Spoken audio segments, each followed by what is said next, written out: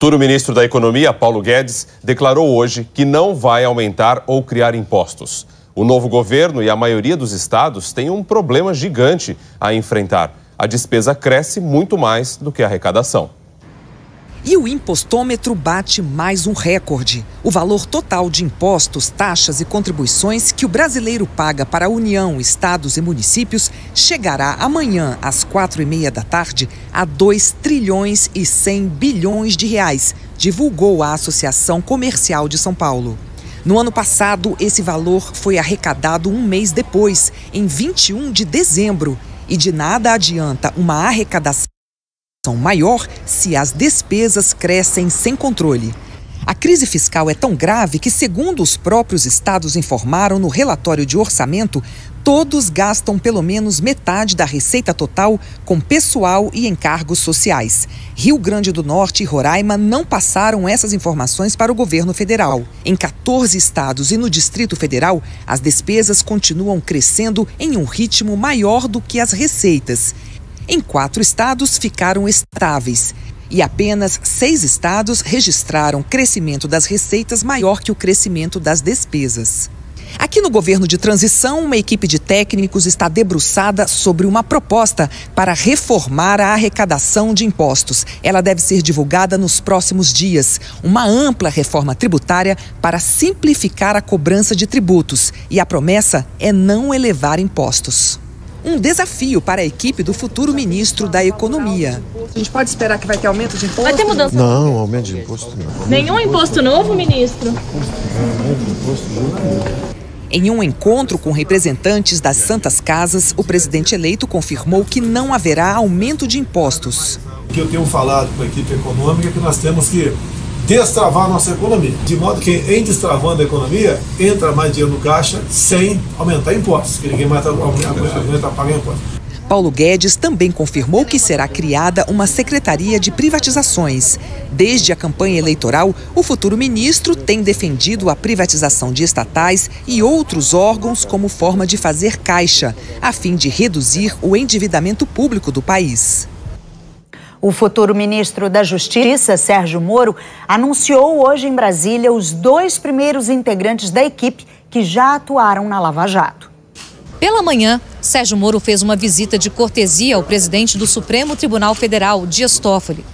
Toffoli falou sobre a preocupação com o índice de homicídios e atualizou o futuro ministro sobre as ações do Conselho Nacional de Justiça, aquisição de tornozeleiras eletrônicas e cadastro biométrico de presos. Hoje, Sérgio Moro foi oficializado coordenador do Grupo Técnico de Justiça, Segurança e Combate à Corrupção do Gabinete de Transição. E no início da tarde, anunciou os primeiros integrantes de sua equipe. O atual superintendente da Polícia Federal no Paraná, Maurício Valeixo, será o novo diretor-geral da Polícia Federal. Valeixo é próximo de Moro e atuou junto com ele em fases decisivas da Lava Jato. Ele também coordenou a operação que levou o ex-presidente Lula para a prisão em Curitiba, após a condenação em segunda instância. Valeixo é paranaense e na Polícia Federal foi diretor de inteligência, adido policial em Washington, nos Estados Unidos, e chefiou a Diretoria de Investigação e Combate ao Crime Organizado. É a diretoria que lida diretamente com os delegados da Lava Jato. A escolha de Valeixo não representa uma ruptura. Ele faz parte do mesmo grupo de Rogério Galoro, atual diretor-geral.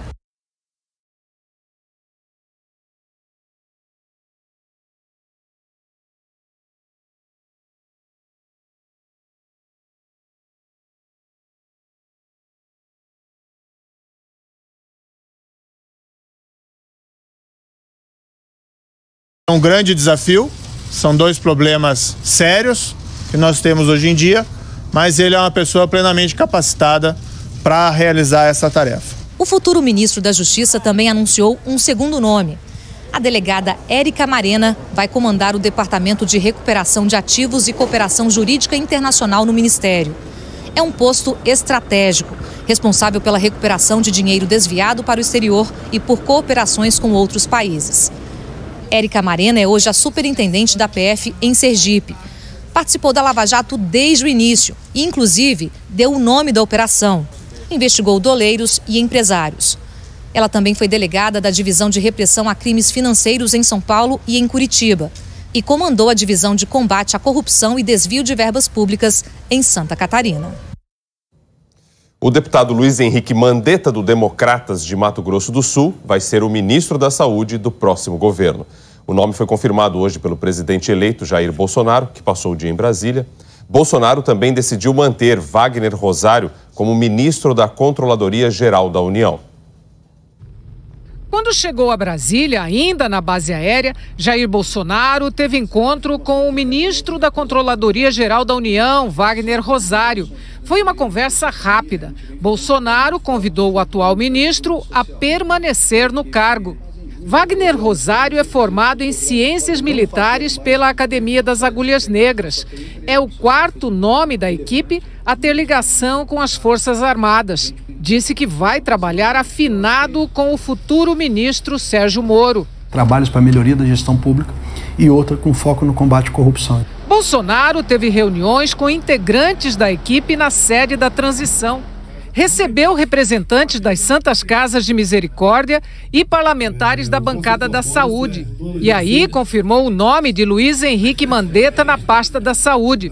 Deputado no segundo mandato pelo Democratas, Mandetta é médico ortopedista. Foi tenente no Hospital do Exército e ex-secretário de Saúde de Campo Grande. O futuro ministro reconheceu que tem uma questão imediata para resolver: o ajuste no programa Mais Médicos. Esse era um dos riscos de se fazer um convênio e terceirizando uma mão de obra tão essencial, né? Os critérios, à época, me parece que eram muito mais um convênio entre Cuba e o PT, e não entre Cuba e o Brasil, porque não houve uma tratativa basicamente bilateral, mas sim uma ruptura unilateral. Mandetta também foi questionado sobre problemas com a justiça. Contra ele pesa a suspeita de fraude numa licitação de 2009, quando era secretário municipal de saúde em Campo Grande, Mato Grosso do Sul. O Ministério Público diz que há evidências de que Mandetta teria influenciado o processo de contratação em troca de favores, como pagamento de táxi aéreo durante a sua campanha para deputado em 2010. Não sou réu, não tenho ainda a condição nem de saber quais são as eventuais culpabilidades a mim impostas, e quando for, se for o caso, reapresento ao presidente. O próprio presidente eleito saiu em defesa de Mandetta. Deu um passo em processo ainda, nem é réu ainda. O que está acertado entre nós, qualquer denúncia ou acusação que seja robusta, não fará parte do nosso governo. Bolsonaro já definiu 9 ministros: Paulo Guedes, Economia; Onyx Lorenzoni, Casa Civil; Sérgio Moro, na Justiça e Segurança Pública; Tereza Cristina, Agricultura; Wagner Rosário, CGU; General Azevedo e Silva, na Defesa; Tenente-Coronel Aviador Marcos Pontes, Ciência e Tecnologia; General Augusto Heleno, Segurança Institucional; e na Saúde, Luiz Henrique Mandetta. Além do número de militares na equipe de Bolsonaro, chama a atenção o espaço que o Democratas está ganhando no futuro governo. Já são 3 ministros do partido: Onyx, Tereza Cristina e agora Mandetta. Depois de visitar a Procuradora-Geral da República, Raquel Dodge, Bolsonaro explicou as suas escolhas. O Onyx Lorenzoni sempre esteve comigo muito antes do primeiro turno. Tá? A senhora Tereza Cristina é do DEM, mas foi uma indicação da bancada da Agricultura. O Mandetta também. Parlamentares dos mais variados partidos indicaram ele. Por coincidência, pertence ao DEM. Nada a ver no tocante a partido. Não são indicações para atender interesses políticos partidários, e sim interesses especificamente dessas áreas, saúde, no caso, e agricultura. Sobre as declarações do futuro ministro da Saúde a respeito do programa Mais Médicos, o Partido dos Trabalhadores afirmou em nota que não houve terceirização e sim solidariedade por parte dos médicos cubanos. O Ministério da Saúde divulgou hoje edital para contratar 8.517 médicos para substituir os cubanos que vão deixar o programa Mais Médicos. As inscrições começam amanhã. O salário será de R$ 11.800. As vagas estão distribuídas em 2.824 municípios e em 34 distritos indígenas, espalhados nos 26 estados e no Distrito Federal. Os estados com maior número de vagas são São Paulo, Bahia e Rio Grande do Sul. A data limite para a apresentação dos profissionais nos municípios é 7 de dezembro. O Brasil vai assinar amanhã um acordo de livre comércio com o Chile. É no cenário da foto, o Palácio de la Moneda, sede do governo chileno, que o acordo será assinado. A iniciativa partiu do presidente do Chile. As negociações foram concluídas em menos de 5 meses. Com o Mercosul e acordos que o bloco foi fechando com países vizinhos nas últimas décadas, o Ministério das Relações Exteriores diz que a partir de janeiro do ano que vem, a América do Sul será praticamente uma área de livre comércio, sem a cobrança de impostos de importação de boa parte dos produtos. A exceção são as Guianas e o Suriname. O acordo costurado com o Chile é mais abrangente. As tarifas entre os dois países já estão zeradas desde 2014. Agora serão eliminadas outras barreiras.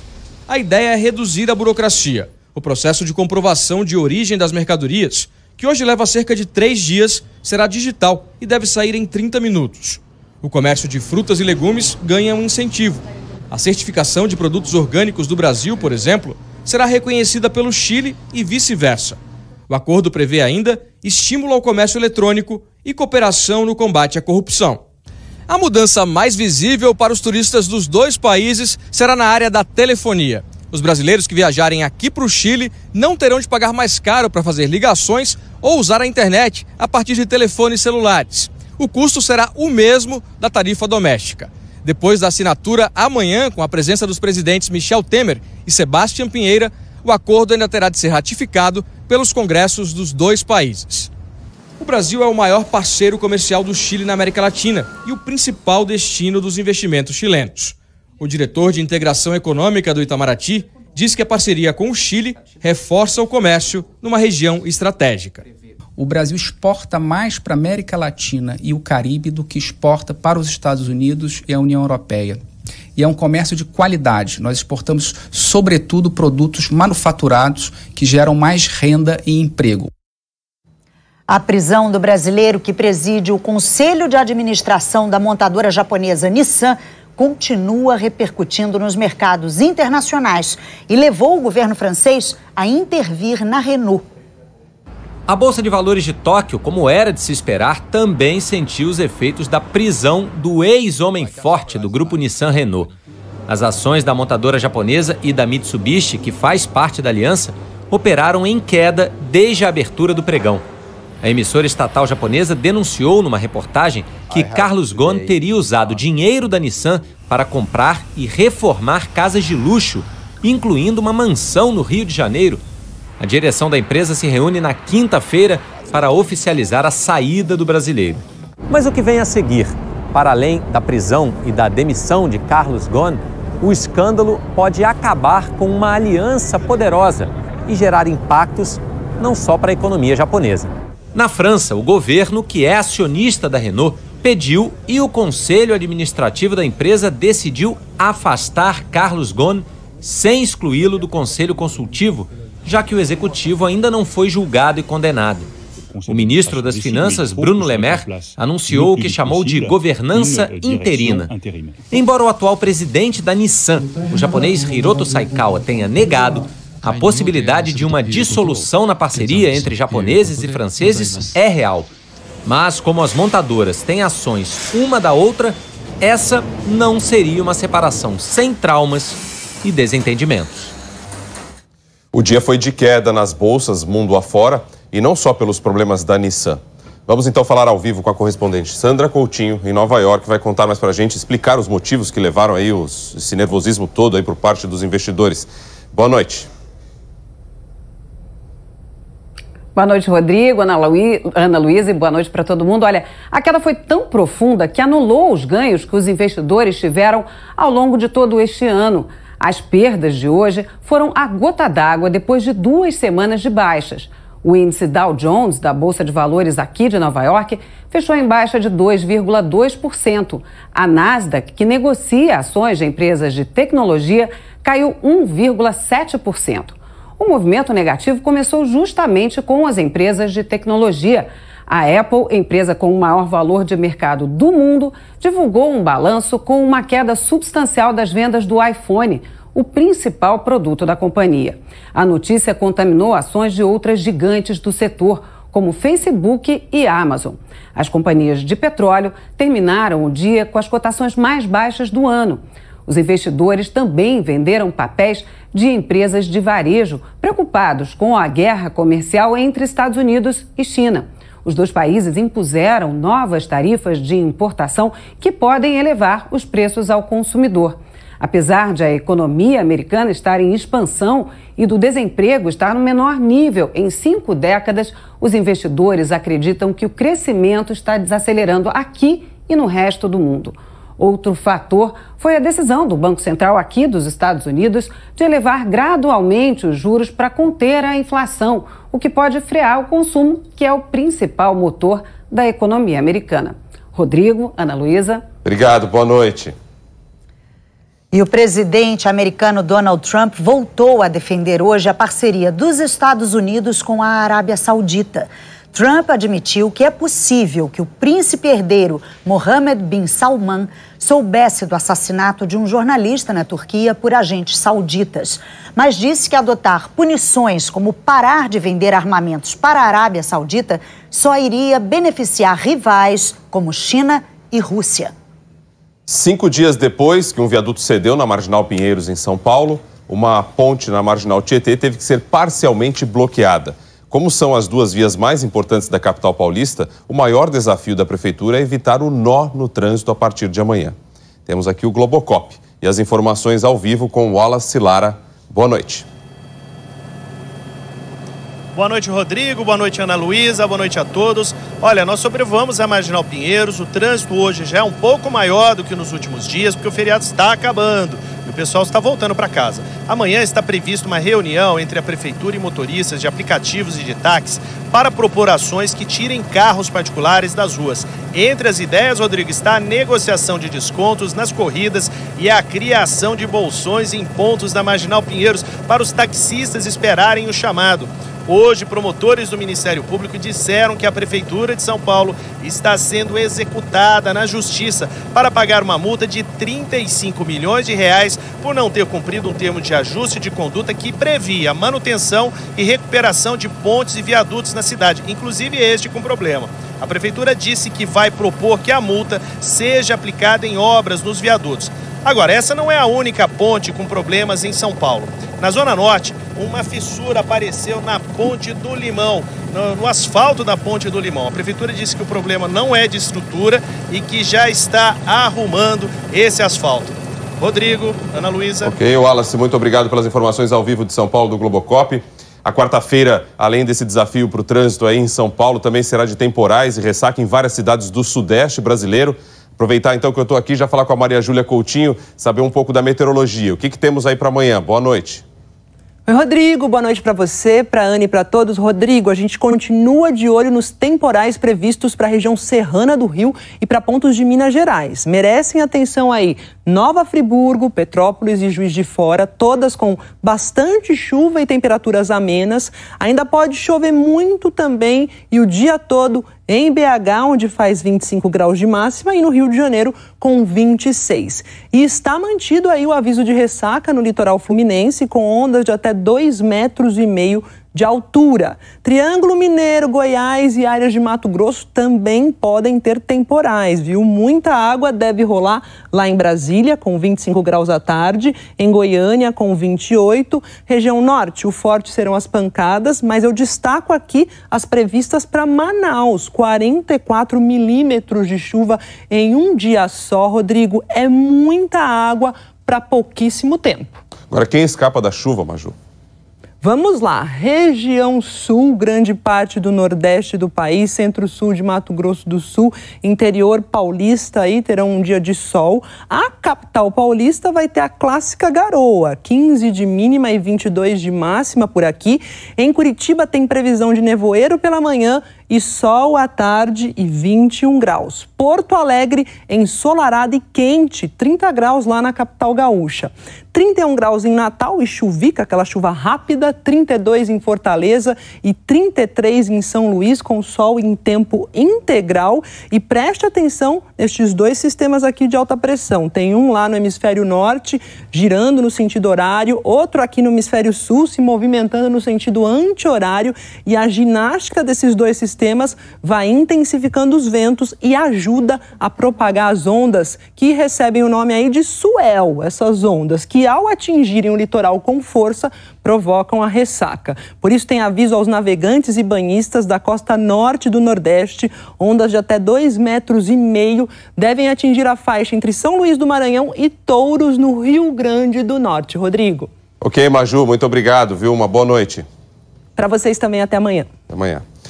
Há pouco nós dissemos que o futuro presidente já definiu 9 ministros, mas foram 10. Jair Bolsonaro também indicou o embaixador Ernesto Araújo para as relações exteriores. Dissemos de falar, agora tudo certinho.